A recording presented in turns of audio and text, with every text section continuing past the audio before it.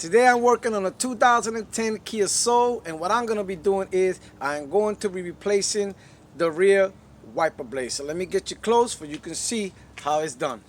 What we're going to do is we're going to bring this towards us, and all we have to do is very easy. All you have to do is just push this back like this, and once you push it back, it's going to go like this, like a 90-degree angle, and then just pull it out. And just remember that this gap right here goes facing that way. So we'll take our new wiper blades, and all we have to do is, you see this hole here?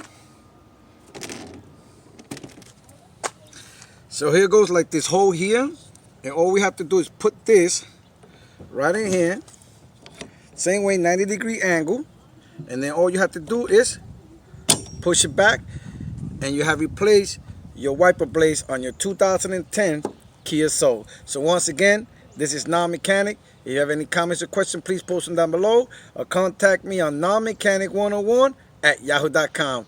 That is nonmechanic101@yahoo.com. And remember, if Non-Mechanic can do it, you can do it. Later. Later.